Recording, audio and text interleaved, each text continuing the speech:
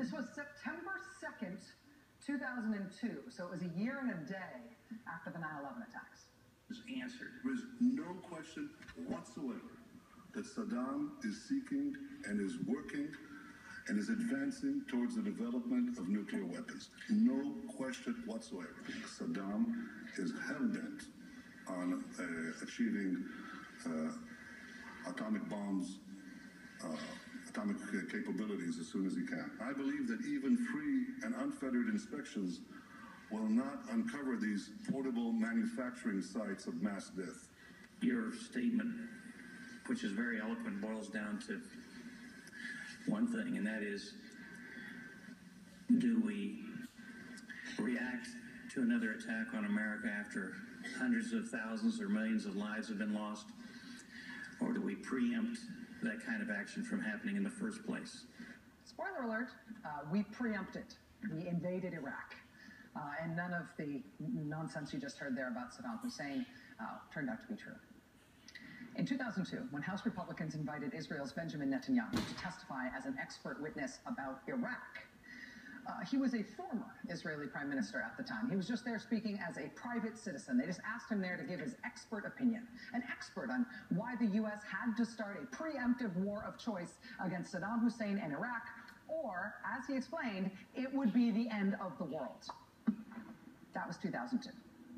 Today, House Republicans asked him back to make the case again about the end of the world. This time, though, he sees it coming from Iran. That deal will not prevent Iran from developing nuclear weapons.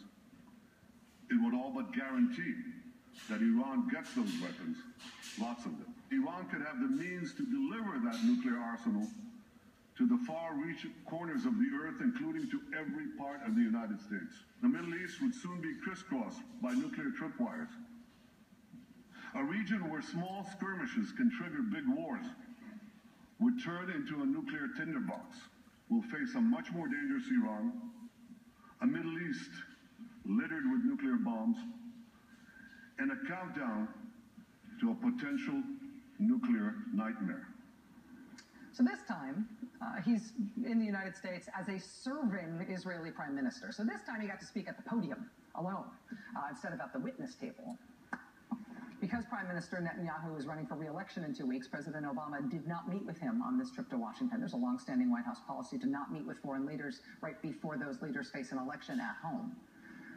But the sheer political spectacle of this speech in Congress today, of House Republicans inviting a foreign head of state to speak at the U.S. Capitol for the express purpose of undermining the president's ability to carry out his foreign policy, the sheer spectacle of this unprecedented pledge of allegiance to a foreign head of state as a means of insulting and undermining our own president, that has really never happened before.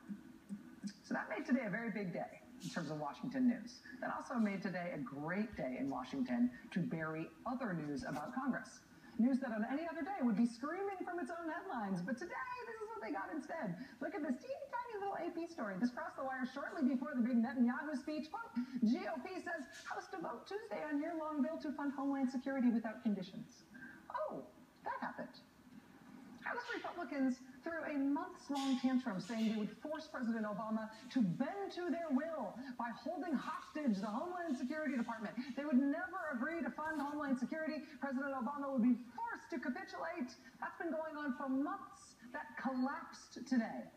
And once again, they had to turn to the Democrats to bail them out. Republicans are in chaos.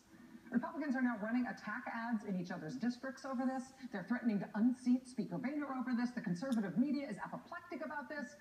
But their own strategy collapsed, and Democrats had to come rescue John Boehner once again. And the Homeland Security Department, it turns out, is going to be fine, because the Republicans in Congress really did collapse on this thing that they've been raging about for months. But it happened on our once every 13 years, whether we need it or not, Netanyahu end of the world speech day.